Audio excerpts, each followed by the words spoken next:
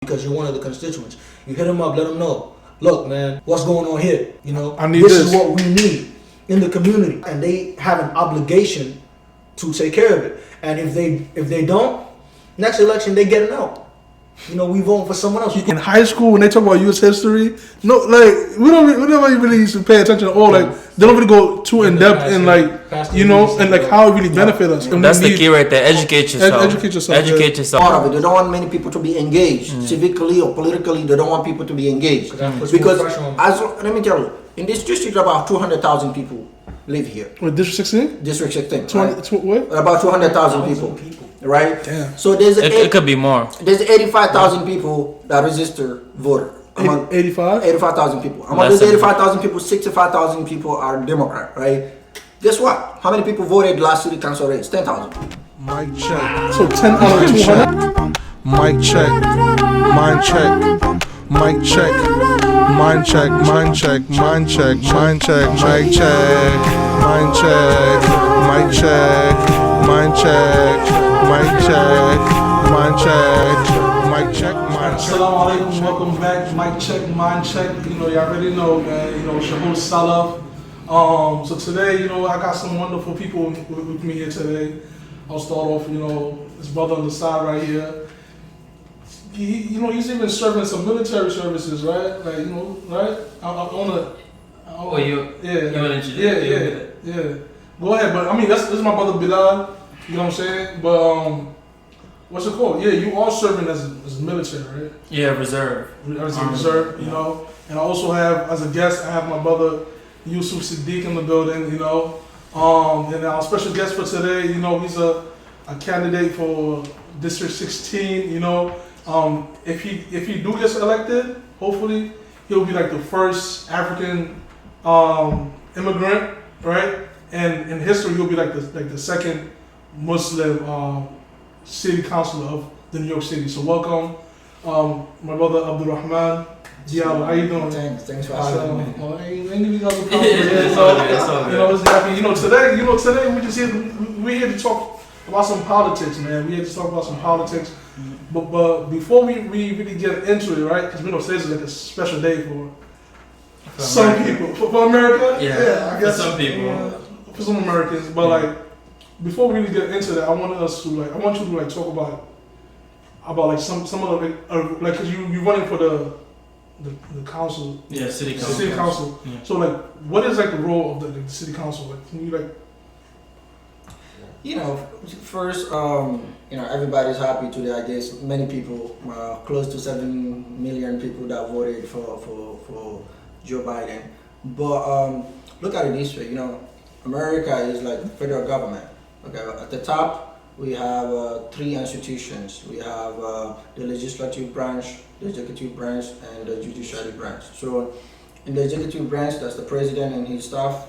And the judiciary branch, you have the Supreme Court and the people, you know, the judges. And the legislative branch, you have, you know, the Senate and the Congress, right? So the Senate and Congress make all the laws, right? So Wait, of the what? make the laws, every laws, the federal laws, they make the laws. Like, Of each state or government? no, just federal, at the federal level. I'm sorry, you know, I'm not really into the Yeah, politics. at the federal level, they make We all learn into they that. make the law, right? The judiciary just care about you know, how is those law already applied or not, right? And then you have the executive who's kind of like carrying these things, kind of like enforce those law and carrying other stuff. So it goes down to the state level the same way. Okay. At the state level, you have the governor, who's the executive branch and his team. You have the state senate. Let's say if we take, for example, New York, you have the state senate. You have 2 people in the house. You have also the assembly people and the senate. So those people also are the legislative body. They make legislation, the law, and you have the Supreme Court of the state. Each state have their own Supreme Court. So it goes the same team, the federal level, same team. Now you come back to the city level. Let's say in New York State, we have multiple cities. Like New York City, now you have same thing. You have the judiciary, you have the executive, and you have the legislative. So the judiciary, we have New York City Supreme Court. That's the judiciary branch. We have the executive branch, which is, you know, Mayor de Blasio and his team. And now we have the legislative branch, which is the city council. So we have 51 city councils in New York City. New York City is divided in 51 districts. So each district will elect 1 council. So those 51 people are the law making body in New York City. They're the one making every rules Oh, the and laws. in New York City. There's a legislative body. They're the one representing quote unquote the Congress, but in the city here in New York City. So we have 51 people. So I'm running for District 16, which is the part of the South Bronx, this district. So when I get elected, I will be part of those 51 people in City Hall, making all the laws and policies of how the city is run. Oh, that's dope. That's dope. So now we're gonna move into like what's happening right now. That's why like when it came to like voting this coming election, I would just like I did vote it, but like so okay, like you know how like every politician, right? They would have like they like kind of pro-black agenda, and then they'll go on CNN and be like, yes, I'm gonna do this for minorities and this and that, right? So now, since like right now, we got the news this morning that Joe Biden is the president, right? Alhamdulillah. So President-elect. Like where do we go from here then? You know what I'm saying? Like where do we go from here? Like where? I mean, you want to speak on that first? 'Cause I mean, like where we go from here is like now it's just like we gotta hold elected officials accountable. Mm-hmm. Make sure they do what they're supposed to be doing. Yeah. Like for example, like I'm gonna take Joe Biden for example because I'm not really a fan of him. So Joe Biden didn't really have a black agenda. Well, he didn't. He never had a black agenda. That Lift Every Voice plan is not a black agenda. That's a class-based plan. It's a plan for all minorities, not specifically for black people in America. Okay. Right? And if we're gonna be very honest, in America, most of the problems that we have in America affect black people the most. Right? So like there should have been like before Joe Biden was elected, there should have been a demand for a specific black agenda specifically for black people, and to be honest, if we're also gonna look at his campaign, also he made promises to other groups as well, other minority groups, the Latinos, like with the border crisis, he promised to help them, right? Border crisis, what is that? You don't know what's happening at the border? The border. Mexican, like the Mexican border? Yeah. The border between the U.S. and Yeah, Mexico. yeah. He wants to be specific. No, I'm not, because he said Latin, like, you know what I'm saying? Yeah, Latinos. He's Yeah. Latino. Yeah, well, with kids being put in cages and so on and so forth. He promised to help them with that as well. Okay. Immigration, his immigration policies. He promised to help with those. With the Daisies with the HB 140 visas that mostly they benefit from, And if we're gonna be very honest, like the HB 140 visas, that's like bringing in Immigrants. Yeah, immigrants and giving them jobs in like mostly in tech, and we know Was that something Trump no, took away? the HB 140s were always there, Okay. but like he made a promise to like increase those, Okay. and that's all fine. But he gave all those minorities, he promised them specific promises to them. Except black people. But there's no agenda specifically for black people, and That's right. As Yvette Carnell always says, voting is an exchange. It's transactional. You don't just like you gotta demand something for your vote. Yep. You know what I'm saying? Yeah. I'm not gonna vote for somebody, and just because he says just because people think he's not racist.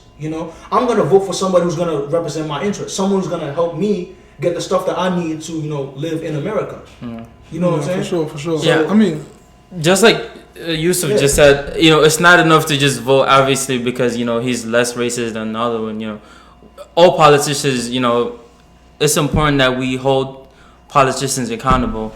We have to look at their agenda. What is this politician's agenda? Before I decide to, put my energy towards that, specific politician. And like you said about I don't think now is the time to give up yet. I'm talking about the presidential election now for Biden. I think there's still time to push, a lot of the, agendas, especially now that, he actually has office, he can actually do something. I'm saying this is not the time for us to sit back, for those that are sitting back and relaxing, saying, okay, a Democrat finally won, let's just all relax now, everything's going to be taken care of. We need to have, for sure. yeah, we need to continuously, for the next 4 years, we need to make sure, like, it's being pondered, in their heads, this is what we need. And be as specific as possible, because we cannot just give them, broad things to take care of. We need to be specific. Our specific needs are this, Yeah. and this by when will you be able to take care of this? We need to be more cynical about those kind of things. That's why I've been saying, like, since the beginning of the election, whoever wins the election, specifically if Joe Biden wins, pay attention to his policies. Right. What is he doing in what policies what bills is he passing here on the federal level? What policies is he implementing here? His foreign policies, all of that in the Middle East, Africa, all of that. His foreign policies. We got to look at these. All right, so like now, because you guys are saying, all right, so even though he didn't have pro-black agendas or in his policies, right? So it's not too late for us, right? So like, what can we do, like right now, right? As like African Americans, as Muslims, what can we do to like hold him accountable, right? Or what actions can we take right now to make sure like we benefit from like what's going on? One thing we can do, like, I think I want to hear from what you. You have Senate and Congress on the federal level. They're beholden to their constituents. You can contact them anytime. It's their job to pick up the phone and answer your questions and answer to you. That's their job because you're one of the constituents. You hit them up, let them know. Look, man, what's going on here? I need this this. is what we need in the community. And they have an obligation to take care of it. And if they don't, next election they get it out. We vote for someone else. Because there's it's like you said, like they have ones like every 2 years, right? Yeah, and the Senate and Congress, I believe, is part of the every 2 years. Yeah, the right? Congress 2 years, the Senate 6 years. But I think 6 years? Yeah, the Senate is every 6 years. That's why when you become a senator, you kind of like a little relaxed. You get relaxed because you're waiting for another 6 years. But speaking to the both points here, I think we have to keep on building the same way we built throughout this election. Kind of mobilizing grassroots building from Georgia, from all of the place, South Carolina, from Pennsylvania, kind of like bringing folks that never voted before, bringing folks maybe that voted only once for the past 10 years or 15 years, right? Bringing those folks to vote, and those young people that was marching in the street protesting. I think is to keep organizing. That's the only way, because then, as you say, we need to have a specific ask, because you can be vague, and keep organizing. Because if you keep organizing, in 2 years, there will be Congress election. So if demand are not there, then we can sanction them. Hey, we have our acts, we deliver for you, you guys didn't deliver, and we move forward. So I think we need to have those specific asks as a black people, right? Because, majority of black people vote for Democrat. But we don't want to be taken for granted. We want to have ask. That hey, we need to have a specific agenda for us. As I said, there might be many bills or policy or promise to other community that's specific, but for us, there's nothing specific that much. So we need to come up with the specific for us, because it's not on the other side to say, okay, this is what I'm going to give it to you. Like, right? So it's like all this. We're going to be very honest about the Democratic Party. Like, black people have been showing up for the Democrats for 60 years, and but like you said, all right, especially like I can speak of the African communities.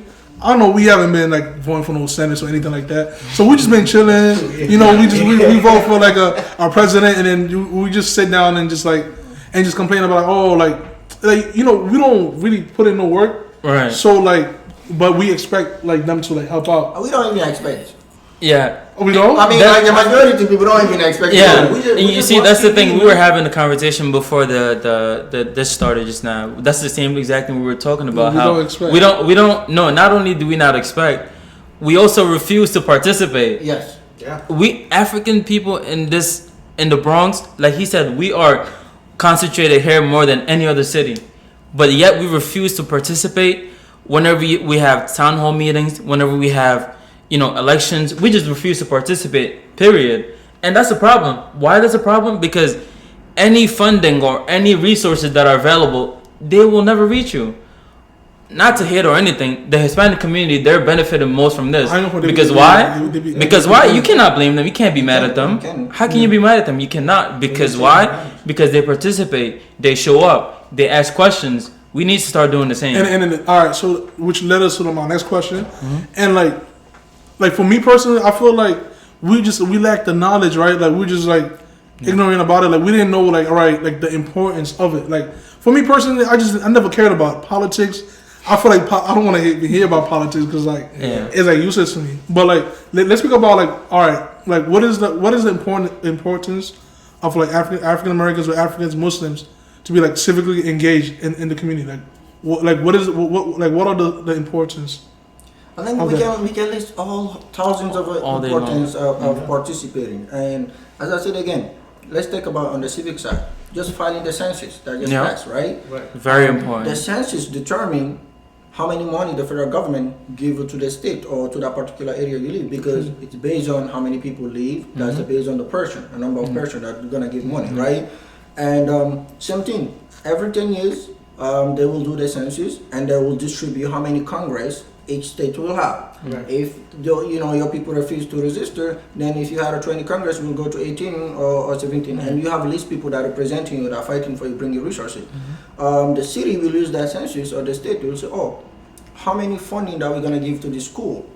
Maybe how many resources? Oh, we have 5. Let's say we have 1,000 5-year-old babies. Okay, in 1 year, 2 years, these people will go to school or whatever. So we need to have resources in that particular. Imagine now you have 1,000 people, but only 300 register. So the city only know about 300. So they bring resources about 300. But now 1,000 have to share it. It's like right now we buy three pizza, and then there's 3 people. And this guy showed up last minute, and then we have to share those 3 pie of pizza and 4 of us. No, but it makes sense. So like, it makes sense. That's why we kind of like resource, right, in our community. We like resources. Yeah, that's one thing, not just a sense, but that's a civic engagement. But let me tell you, I'm running for office, right? But politicians only care about 2 things: money and vote. That's the only thing they care.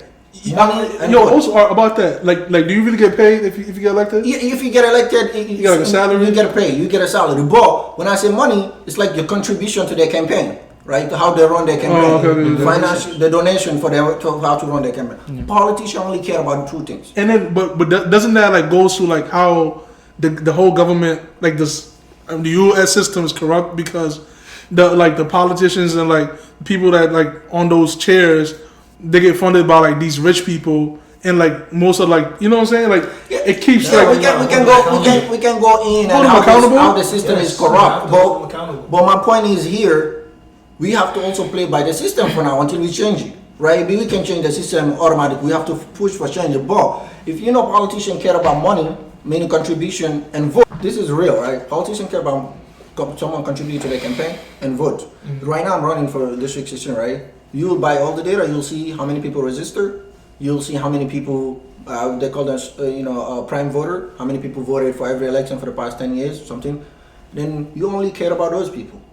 You see what they give you the map where they live, their information. You go after those people, and those are people that vote. When you get elected, you see the same map. You see everything. Those the people vote. You go there. If you have resources, if you have to something give away, you go there. If you have to reach out to people, you have resources to give to the community, you go there. Because you guess what? Those are the only people that vote. Those are the people that can vote you out or vote you in. So people who don't vote, why are you gonna go there? Waste your time. Don't complain. Right? Why you gonna go there? I've been complaining, but yeah. Right? Why you gonna go there? Why should I spend money on people that don't vote? Yeah. That's what I should do, being elected for everybody. But I'm just telling you what is, what is the reality. I like that. Right? This is being real, right? So, they will spend their money or their resources they got from the office, the people that they know will vote because they want to get those people, then that's it. Every election they will win. Why they will go give you, they have discretionary fund in their hands, like $2 million, a discretionary fund, and every city council every year. They will give to not-for-profit or communities that they know vote for them or that also contribute to their campaign or something somehow. Because, otherwise, why they will waste time on African if they look at the number? Oh, yeah, we only have 300 Africans. These people, why? Yeah. And you know what's sad about that actually, because a lot of those resources and those funds. We have to realize those funds, they don't come from anywhere else but our own taxes. Our taxes. Those come from our pockets, and we all know, especially in this district alone, like so many Africans hard workers. Africans are some of the hardest workers you can ever meet anywhere. And these people are paying taxes every week out of their paychecks, and they're not benefiting from it at all. And I don't know if anybody's thinking like this. Like, this is not begging. You are rightfully claiming what's yours. That's all you're doing. All these resources, all these funds, this is your money coming right back to you. That was taken from you. Yeah. So maybe I guess we need to start thinking about it this way, because it is your money. Those resources, they belong to you. You deserve it. You know. But not only even if it's just voting, because if you have an ask, then you say, hey, I'm living in these poor buildings. I want to have better life, better living. Hey, this park around me is mess. Yeah. I want to have a garbage, can everywhere. So things, because if you go to Manhattan, you don't see garbage like that. Of course, the population is contributing, putting it, but also the people in the sanitation coming to pick it up every day. There's a garbage can every block and stuff, right? Yeah. But if you have to think that you deserve better. Yeah. But we don't even think we deserve better than what we live in. Yeah. Right? First, you have to have that mindset. I deserve better. Then, when you have that mindset, then you will find a solution to ask the people who represent you to deliver. And those people, if they don't deliver, next year you vote against them, they will deliver. But guess what? Even if you go ask, first of all, majority don't ask. We don't ask. That's not just the African. The people that we don't. The way we complain. It's the Bronx. No, but the thing is, I think because we don't know. Like, you know what I'm saying? Like, everything, now when, as you speak right now, it's making sense to me. But, like, come on, in high school, when they talk about U.S. history, no, like, we don't really used to pay attention at all. Like, they don't really go too in-depth in, like, you know, and, like, how it really benefit us. They just tell us to memorize the 10 commandments. Well, that's how the system is set up. That's why the system is set up. They don't want many people to be part of it. They don't want many people to be engaged civically or politically. They don't want people to be engaged because, let me tell you, in this district, about 200,000 people live here. What, District 16? District 16. What? About 200,000 people. Right? Damn. So it could be more. There's 85,000 people that register voter. 85,000 people. Among those 85,000 people, 65,000 people are Democrat, right? Guess what? How many people voted last city council race? 10,000. Wow. So 10 out of 200? All right. What's the race color in that? Like, there's about 47% Spanish, about 25% Africans, and about other 25% African American, and like 1% or 1.5% Muslim, Bangladesh or Pakistanis. That's how it breaks down, right? But the point is, if only 10,000 voted, right? You have about 200,000 people live here. Let's assume that 100,000 are eligible voters, right? Only 10,000 vote. As an elected official, will you spend time on those other 290,000 people, wasting your money and time to reach out, or you will go to the 10,000 people? Yeah, you'll go to the population that you could get your votes from. You know what I'm saying? Yeah. So the system is set up that to put least people into the process, because then they have they're comfortable. Whoever people spend 8 years and they choose someone else to replace them. That's how we're gonna be. This district, one family was here for 35 years. One family. 35 years, two people. The dad and the daughter. 35 years combined. They call it the dynasty stuff, right? The dynasty, right? Then after that, they choose another woman who's right now the current councilwoman. And it's almost 50 years, half a century, one family is the reading district. You know what they're giving us? They're just giving us food stamps and you know what I'm saying? Like you said, they just want us to just use what we have, just make us feel comfortable with whatever hardship that we in, we just give up and just I think that's that became a norm where it's just more complaints or just more, you know what, if this is all I can get, just food stamps and live in those affordable housing, I would just deal with that. But the civic part and everything that you're saying, that is not taught, or that is not it is not most of the minorities, especially livers in the Bronx, that really knows about it, right? But like you said, so here's where I have to say, because I know you've been saying we haven't been taught this. Here's the thing, right? So especially in this century, we have the internet, we have people that know, and we cannot always keep saying we haven't been taught this, we haven't been taught this. Go teach yourself. There's information is out there, it's free and it's for everyone. You will have to especially as a child, okay, no problem. You don't know, you haven't been taught. But once you become an adult, you yourself are responsible for knowing and not knowing. That is your responsibility. You don't know what's going on in your community, go and ask the people what's going on in your community. You don't know who your politicians, go ask them. This information is available and it's public and it's free. Yeah, I agree 100%. But then it's harder than that, right? Like, let's say if a person's like locked in the room, right? They like, let's say like for example, like they're not even like, they don't even like know, like, all right, this something like this that I should. I mean, don't get me wrong. I know there's institutionalized, factors that, but if we're being honest, that's there. But there's also the other part too, which is people just don't go out to seek information. Yeah. And I promise you, if and that's the majority of the people, by the way, like people just don't go out to seek the information. Yes. Of where we at though. Yes. People don't go out to seek that information. You see what I mean? He just said there could be 100,000 eligible voters, and you have 10,000 people showing up to actually vote. What do you think the rest of the people are doing? It's not that they don't know; they just don't go seek out for it. So basically, that's all it is. Only 5% of the population in District 16 have voted. Mm-hmm. Yeah, yeah. But they count them in. But like, you see, like that's what's important. Like, for all the like the listeners and watchers, like let's let's get like we go, like we can't, like you said. Like, I mean, I do agree with you, right? But like, since now that it's being broadcast, right? Even like just watching CNN, like it makes you want to question. Like, why is this running this way, right? Like, the internet is free. Just go on Google. Just like let's educate ourselves, man. Like we need, like we deserve. And that's the key right there. Educate yourself. Educate yourself. And like for me, really, I put more energy towards the younger generation, the people of my generation. Take it upon yourself to learn. Like knowledge. Any knowledge is good knowledge. You know what I'm saying? You live in a specific district. A lot of us here, our generation. A lot of us were born here. We grew up here. You see what's going on. You know this, and you've been outside the city and outside this, and you know how the other side lives. Yeah. So think about that. You know what I'm saying? Why am I living in this condition, whereas you have a public school in this district versus another public school, same public school funded by the same government? And it's why do we not have the same things? It's different. That's because no one is speaking on it. No one is addressing it. That is the issue here. You know how they put so the young schools, bro. You know how they fund schools, bro. I know is the housing housing the property tax. Yeah, property tax. Property taxes, bro. And you know who pays the most property taxes, bro? The people who own more houses. You know who owns the most houses? White people. Yeah, like, it is like that's what it is, man.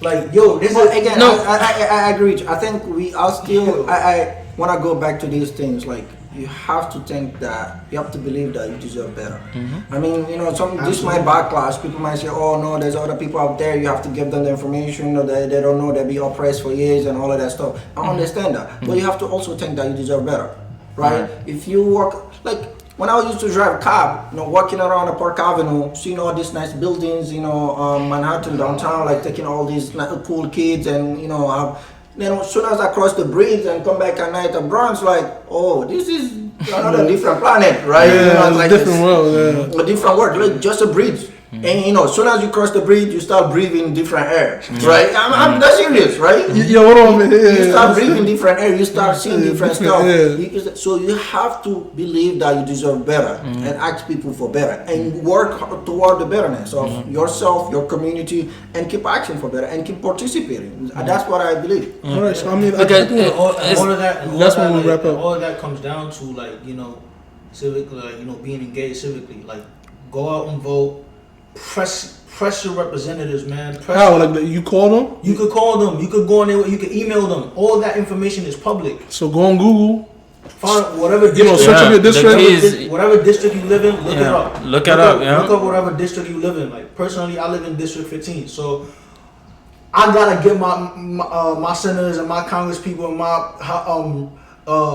my representatives in the House. I gotta get all their numbers. Yeah. Like, and their emails and all of that. Like, hit them up, let them know, like, what's up, what's happening. Like, what bills are you passing? What we doing? What I'm saying? What bills are you voting on? And how because a lot of these people are chilling. Yep. Yeah, they're very comfortable where they are. The Bronx is like Bronx natives, we don't If you're in a family, if you're in your family, make sure your parents register to vote. Make sure you register to vote. Like that's the first thing you can do. That does Your not immediate require you going out to find any information. Just first register to vote, right? Because that's the first step, right? Make sure your parents register to vote. Make sure yourself register. Someone can register to vote from 16 years old. 16. You cannot vote until 18, but you can register from 16. Okay. Right? Make sure everybody in your household register. If you know your uncles and aunties somewhere there, they don't know how to register. Make sure they register. There's now you can register online. You can have that's the first thing that everybody can participate. Make sure people register to vote. That's the first thing. If you listen to this, the first thing you can do right now, make sure people register to vote. Because when then election comes, it's easy for us to play. If let's say we have 20,000, 10,000 African here, 15,000 that come up and vote. I told you, like, we have many Africans. We have more than 100,000 African here. So if 10,000 decided the election, 10,000 voted, the person who won got 3,500 votes. Imagine if all the African went out and vote. Imagine if all the African in this district went out and vote. When I look at the data, we are about more than 10,000 registered voters, right? Like just Africans, registered voters, right? So imagine if all the young of us, right, from 18, African in this district, came out and vote for me. There would be nobody. Hold on. But Diallo, if we vote for you, you know, we're gonna have to talk to you because we need a few things, especially like. What do you guys need? We need some community centers, man. We need some community centers like for the youth, like after schools, we're able to like go hoop, and like create, like just create this, have this like safe environment for ourselves. That's the main thing that I feel like the youth need, and also like you said, like the finance part, like the economic part, for like just like open like jobs in the neighborhood, or like you said like you said private owned business, like black private owned. So the thing is, first I think when someone says we'll do something, look at what they did in the past. That's the first thing you will realize, right? If you that's a good one. I mean, if you say you're only gonna do something when you get elected, well, I believe these things. If you have something that you wanna do, and then you say you're waiting for something for do that thing, that thing is not really passion. Yo, all right. So, what about like the Harris lady, like the Kamala Harris? Kamala Harris. Hold on. Pronounce her name right. Kamala Harris. Kamala Harris. Okay. Thank you. That's a black woman. But let me finish this thought first, right? Let me finish this thought first, right? When I moved to this country, actually, unlike many of you here, I wasn't born here. I moved to this country 9 years ago, right? I came here. I wanted to go to school. I was in law school back home already. I wanted to come here. I wanted to go to law school automatically. But when you're Africa, you see all these nice things. Times Square, the light. You think you come into the paradise. I thought I was gonna live next to the White House when I came. All of that stuff. Right? So when I came here, Kings, there was a little cool. I said, oh wow, But then soon, you start coming. It's like, oh wow, I need to learn English. People talking to you don't know nothing about English, right? You grow up in a francophone country, and I become a garbage truck worker, grabbing garbage throughout all the city all night, working 15 hours, and behind the garbage truck. I did that. I did delivery bike. I did dishwashing in the restaurants, and I did drive a cab. I did all of these things, right? I did all the jobs I can't even say here, right? But the goal is, again, it's coming back to this point that you believe you deserve better than your situation, always, and keep on proving that you believe you're better than. So, as I said, I'm passionate about education, the youth. It took me 3 years to go back to school because I didn't have mentor, I didn't have someone to tell me how do you apply school. I didn't know. It took me 3 years. It took me even 2 years to learn about CUNY and apply for CUNY. I was supposed to send a paper. I didn't know I was supposed to send the paper. I have to wait for another cycle for me to get in. I didn't know. I went to pay money at Columbia University, almost $5,000 to study English because I didn't know I could find free English somewhere. Because I didn't have people around me. Many people around me was cab drivers or doing something else. They didn't know school. I didn't know that. We need that. Right. Once I started school, and most of my ideas came from my advisor, come from people that was driving as a yellow cab driver. Whoever come in, asked them, oh, how do you go back to school? How do you? That's how I started interview my passengers. That's how I got this information. But when I get to school, I wanted to make sure someone coming from Africa wouldn't go the same process that I went through. That's why we create this not-for-profit organization, education organization. In the past 5 years, we helped far more than 500 kids get a full-time job and internship on the Fortune 500 company. Right? That's a track record. So my goal is to make sure GSA, right? GSA, right? My goal is to make sure we continue on these things, right? So the first thing, the youth is the name, but again, education for me, I think pushing people right now. You work with someone, they graduate from high school, you work with them, they get a summer internship, they graduate college, they get a 6-figure salary. You know how many people they're helping back there, their family, they get married. That's like how many things they're going to make an impact in the community. So the first, education is the big thing. But the second thing, as you said, we need a safe community. That's where you have to build the places where, starting from community center.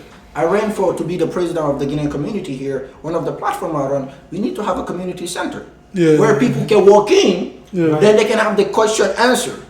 Hey, I have this problem. Even if you're not gonna kind of like deliver to them, but you partner with all the organizations that deliver this kind of stuff.